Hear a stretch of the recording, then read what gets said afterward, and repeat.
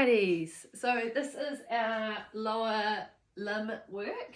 So we're just going to start when we're sitting on a chair to be lifting each toe up individually. See if you can lift them up one at a time coming up. And then we're going to practice lowering them down one at a time. Now, this is too hard. You can lift all of your toes up in one go and then practice bringing them down. And then as you get a little bit more comfortable with working them, then we can start to consider that idea of lifting them up individually. Good work. So we're just going to do 2 more of those now. And the purpose of this is to strengthen our feet. And we're trying to make sure that our knees and nothing else needs to move.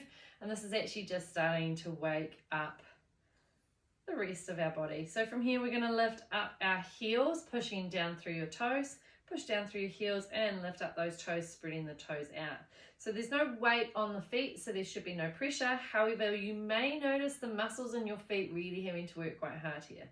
So we're going to be lifting these up, rocking those feet forwards and backwards, really trying to pull the toes close to your tummy, really trying to push and lift the heels as we rock down onto toes. So again, this is kind of like a circuit. So we do about 5 or 6 of the toe lifts, about 5 or 6 of the foot rocks, and then from here we're going to start working on our core and at the upper part of our thighs. So we're going to be lifting one leg up, keeping the hips nice and stable here, drawing the leg down, and then keeping the hips really square, lifting the second leg up. So there's no movement happening from the hips. Our tummy's nice and strong. We're trying to lift up from those ribs, and it's just waking up all the muscles in our lower body. So 6 either side is what we're looking at. You'll notice that it's not fast, it's not like a march. The slower and more controlled, the better the strength gains here. And you really want to be really light with those feet. Okay, from here, the next one, if it's not going to hurt your knee, is holding our leg up just a little bit. So you'll get a little bit of work happening already. Then keeping our leg nice and strong, we're going to lift the lower limb up, bend the knee, place the foot back down. So keeping the back nice and straight. So we're not leaning back, we're not shifting to the side, we're keeping our body nice and upright as we lift and press out. We're going to bend and lower. So nice strong scoop to the core, really pulling up and in as well with our pelvic floors as we're lifting our leg. Okay, so there's nothing else that's moving here.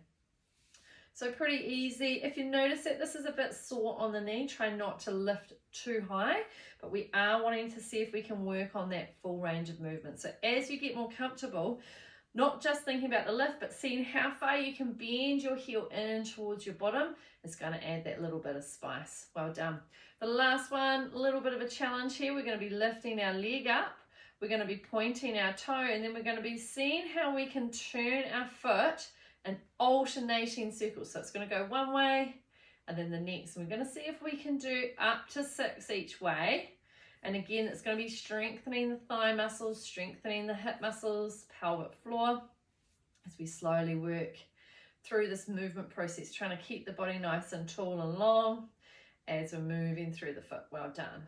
Okay, and then we're going to do the same thing on the other side. So this whole set, so we've done our toe lifts, we've done our foot rocks, we've done our leg lifts, our leg extension, and now we're doing our ankle circles. That's what we would call a whole set, and then you're going to do this all 3 times over again. So we want to do it as a set so that the muscles get a little bit of a rest as you're doing it. If you've got any questions, let me know. Have a good one.